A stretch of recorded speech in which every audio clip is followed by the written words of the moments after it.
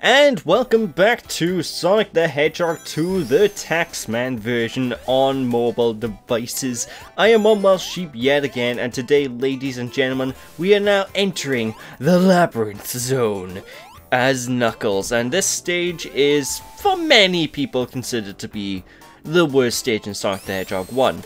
And do I hate it? No. Do I like it? Not really. I'm kind of like in the middle of liking and hating this level. And that's mainly because this is a water level in its purest form. And it's not like what the Sonic series tend to do with water levels later down the line. The water level in this one is just strictly blocks, you have slow platforming, and you're just really...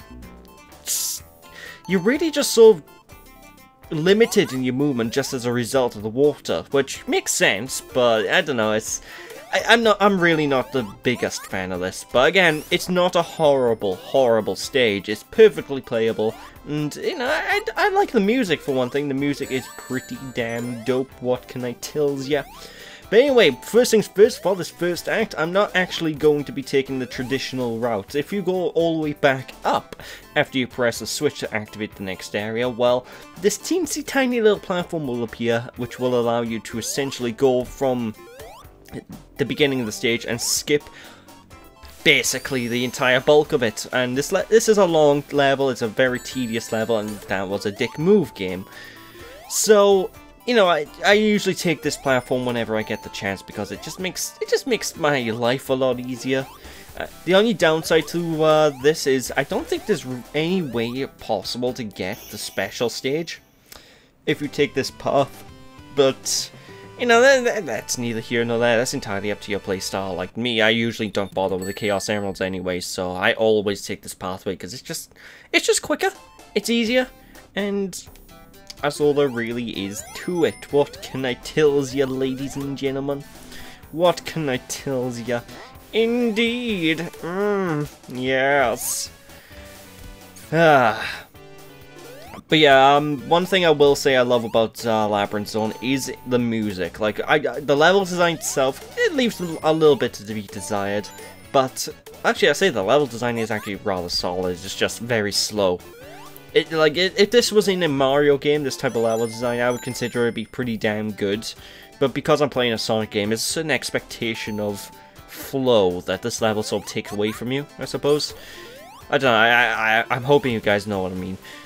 But, apart from that, like, the music's good, the aesthetic of this stage is bloody brilliant. I love how this level looks. And, I don't know, it's a love and hate level, you know, ladies and gentlemen. Some people love it, some people hate it. I'm kind of in the middle where I love all the aesthetics, I love the level design, but I just feel it's kind of out of place in Sonic the Hedgehog, you know. Not that Sonic 1 has pure speed, because Sonic 1 has a couple of zones that are more platforming focused, like the basically two zones we saw earlier, Marble Zone and Spring Yard. Those were purely platforming focused over speed, you know.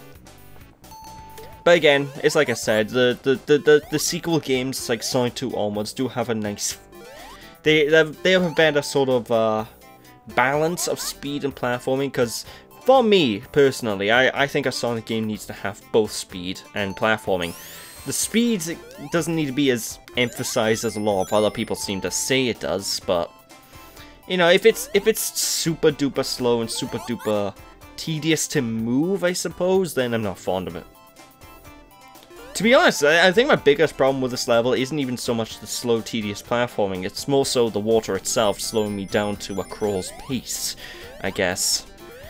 I don't know, but I digress. But I will say, from basically the Labyrinth Zone and the final zone are probably some of the hardest levels in almost every Sonic game. Not every Sonic game, because Eggman Land exists for one thing, but these are some of the hardest stages you'll probably find yourself playing in Sonic. And while I'm very, very used to this, or Labyrinth Zone of this day and age is pretty much nothing to me, I know plenty of people who found this level to be basically their wall, you know, their block from beating this game in the past, and I can't blame them, because this stage is It's a tricky one. It's a truly tricky level.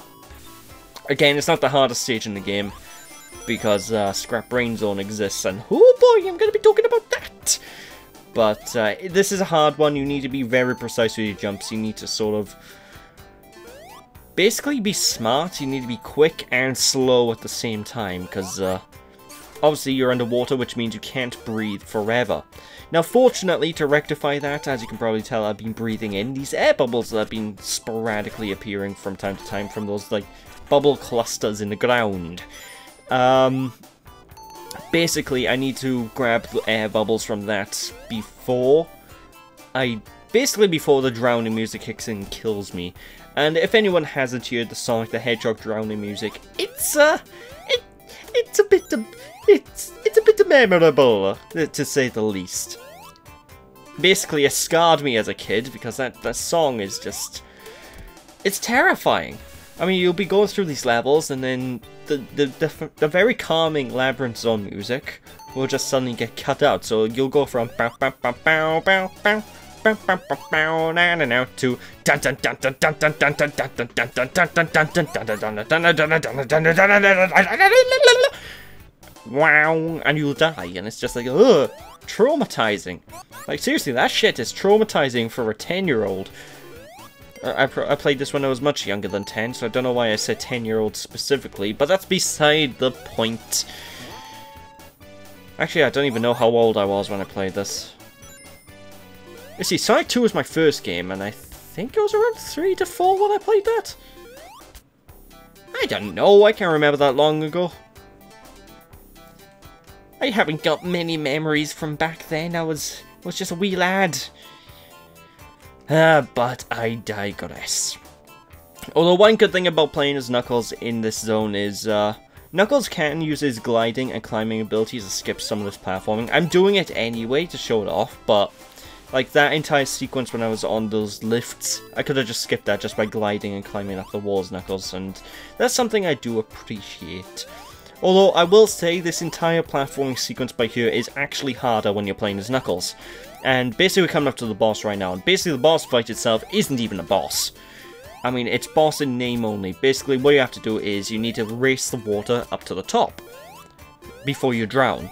That's all there is to it. But the big problem is Knuckles has a gimp to jump. So Knuckles does not have the same jumping prowess as, say, Sonic or Tails.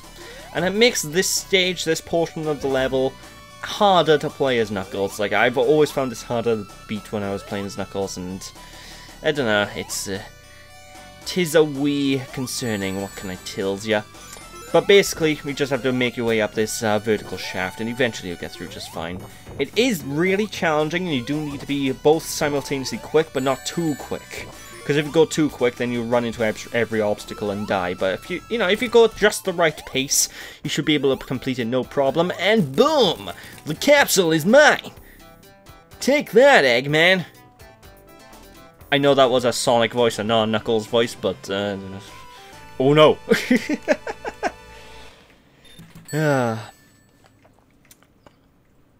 Anyway, now it's time for Starlight Zone, and I absolutely adore Starlight Zone. It's one of my favorite Sonic the Hedgehog 1 levels, and I think it's entirely due to the fact that the difficulty of the game just goes to die in this zone. Like, this zone is piss easy. I mean, it has a lot of traps and stuff that may hurt you, but your likelihood of dying here is not very high.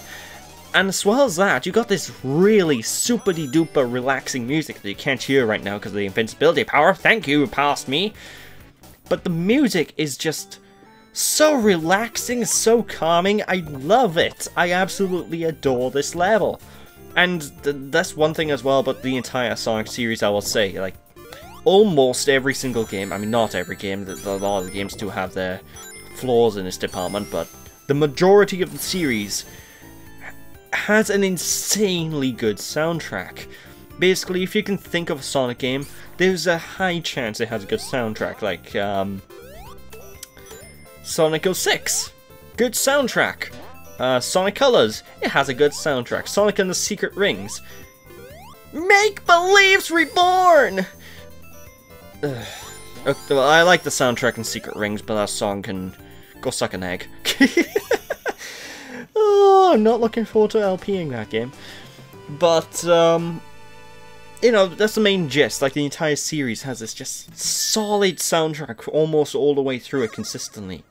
I mean, off the top of my head, the only games that really don't have that much good stuff in terms of music is mainly, like, Sonic Boom, I think?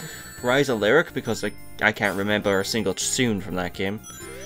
And, Sonic Chronicles on the DS, which is a travesty, but I digress.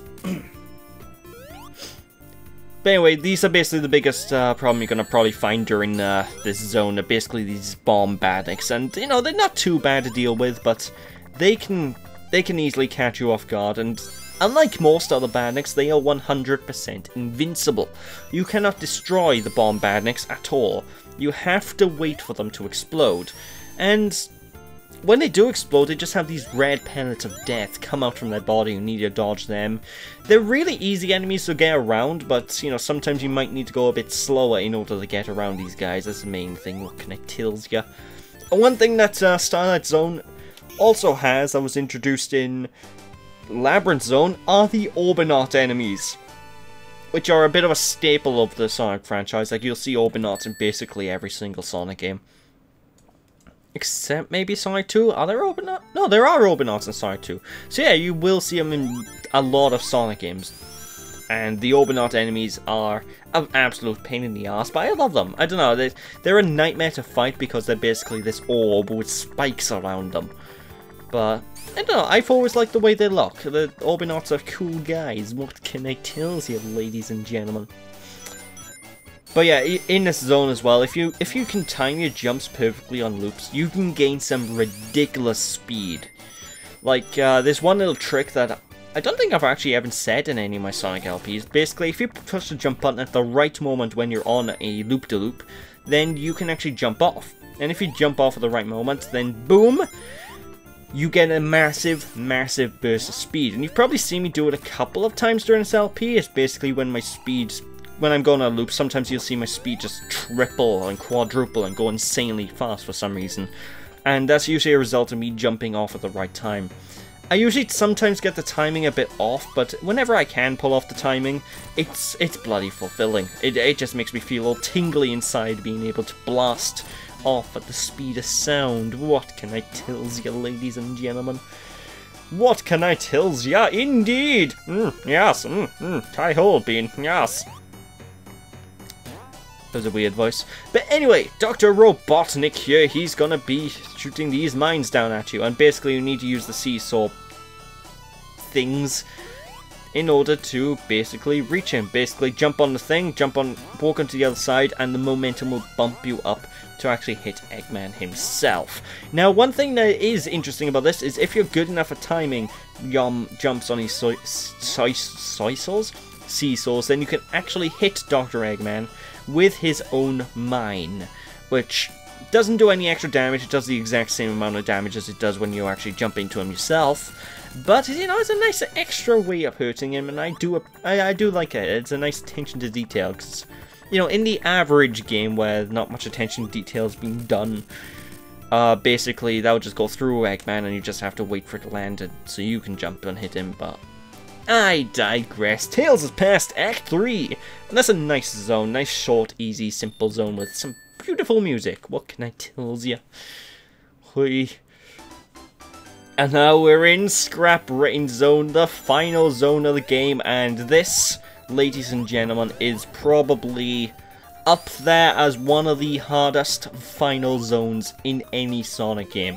In fact, before I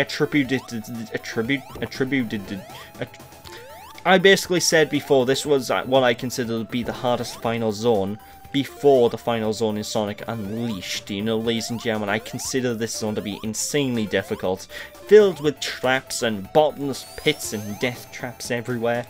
Now, I've gotten used to this zone a lot more since I initially said that before, but it's still a tricky level, and while nowadays I have trouble with other zones more, this is probably the most trap-filled Sonic zone out there, excluding Eggman and Sonic Unleashed, because like I said, that zone is is that can suck an egg.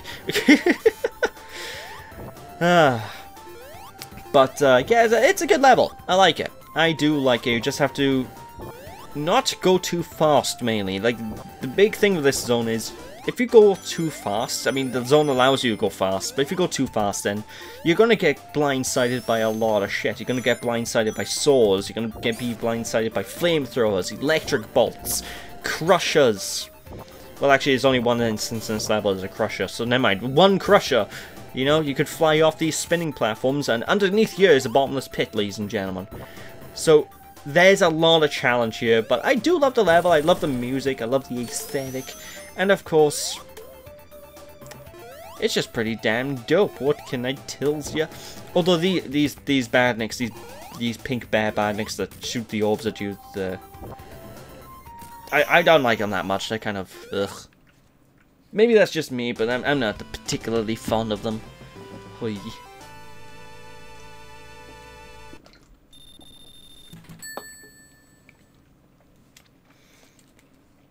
But of course, one thing I do like about this zone is when you actually enter Act 2, the background changes, so now you're actually inside Dr. Eggman's base itself, and this is something that I do love when these games do this, is basically add transitions. And this doesn't really get, like, transitions like this don't really get elaborated on again until really Sonic 3, now that I think about it. But, I don't know, it adds a nice sense of progression, I feel, and Act 2 is probably the bit of this level where you're going to have most of your trouble. Because Act 2 is filled with these rotating conveyor belt platforms, loads of buzzsaw blades you have to try and avoid and not get annihilated by and shredded to pieces. Basically, it's a good time. You know, it's a good time if you don't want to live. But I remember this section by here in particular drew in my head in when I was a kid. I know I'll say that's more due to the fact I was playing it on a Mega Drive, so you can actually clearly see the direction that these the conveyor belts are rotating in this version. On an old CRT TV with very poor picture quality, that was a bit hard to see for me. So when I played this stage as a kid, going through all these levels, I found it really hard to tell which direction the conveyor belt platforms were moving, because it just looked like a blurry platform that just sort of sent me in a random direction, and it used to spin me out, pun not intended, you know, ladies and gentlemen, so I don't know. And of course, again, it's still a fucking difficult stage. I am being really reckless here, because the game's spin dash allows me to, but yeah, you can probably have some trouble by here. But with that is it for Act 2, and again, like I said, this is basically a precursor to Sonic 3 and Knuckles in terms of how stage transitions work, because this stage perfectly transitions from act to act. Like, Act 1 goes into the inside of this thing. Act 2 even has a bloody cutscene that goes into Act 3, you know, I love this!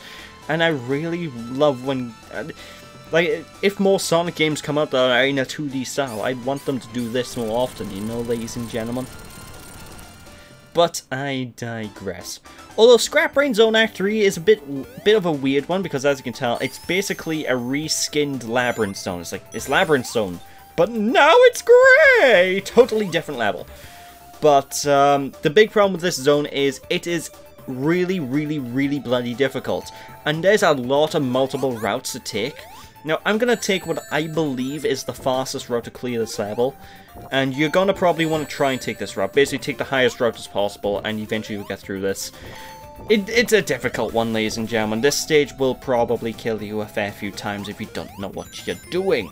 Like, you can get blindsided by enemies all the time, and this is actually the last stretch of the level. Like, I took the perfect route to get to the end. Basically, you do need to be careful of these spike balls, and this is the bit of the level that always catches me off, because I tend to get clobbered by one of these spike balls every single time I play through here, because I can't judge them. Every time I play, I try to judge the spike balls, and I just fail. It drives me off the wall, you know? But with that, now it's time for the final zone. And I have to say, I love the music in this stage. Oh my god, the soundtrack here is phenomenal. And for this final zone, we basically are fighting Dr. Robotnik himself in his Crusher mech. Now, in order to dodge these pink energy lasers that come up after he tries to crush you, basically you just either need to jump in between the middle of the two furthest apart ones that show up, or run from the left of the screen for a few seconds, wait, then run to the right of the screen and they will harmlessly fly off. Now, if you're playing this on the Android version, using the spin dash here is significantly helpful. If you're playing this on the original Mega Drive release, however, you will have to resort to what I'm kind of showing off here with just running to left and right, which is a little bit tricky, but it's still not too bad. You know, once you get the idea of this level done and dusted, you won't have too much of a trouble beating Eggman. What can I tell ya? But yeah, it's a pretty damn good final boss. I absolutely love it. The only problem sort of have with this boss is it is pretty RNG. Like, Eggman himself will show up pretty much randomly between those 4 crushing pillars that are on the screen. So you do need to sort of wait and hope he shows up in the right spot so you can blast him. But with that, ladies and gentlemen, we've just beat Sonic 1. Let's take him out. Boom! You're going down, Eggman! Eventually, after an entire franchise of sequels.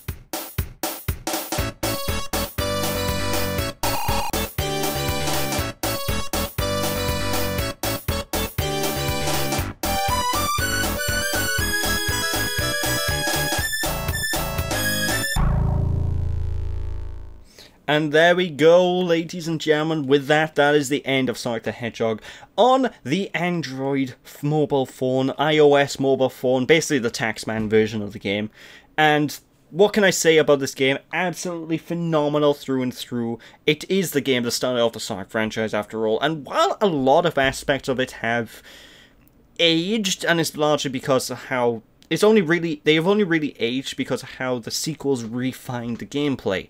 But ultimately, brilliant through and through, and if you get the chance to play this, I'll recommend it wholeheartedly. The Mega Drive version, I'll recommend playing wholeheartedly. The Sega Saturn version, I haven't played myself, but, you know, that's a good one, I hear. And the mobile phone version I am playing right now is currently, I have to say currently because they might release a new one, currently the definitive version of this game. And I will say, if you have a mobile phone, who doesn't have a mobile phone? Pick it up. It's very cheap. Actually, right now with the Sega Forever scheme that Sega's doing, this game is actually free to play. So you can play it right now for free. You just have to deal with adverts, which I think it costs like £2 to get rid of. So yeah. With that, ladies and gentlemen, that is it for the LP. So thank you all for watching. Hope you all enjoyed. Don't be sheepish, people. And I will have an extra part to show off some extra stuff after. But for now, thanks for watching. Don't be sheepish. I'll catch you all again. Bye!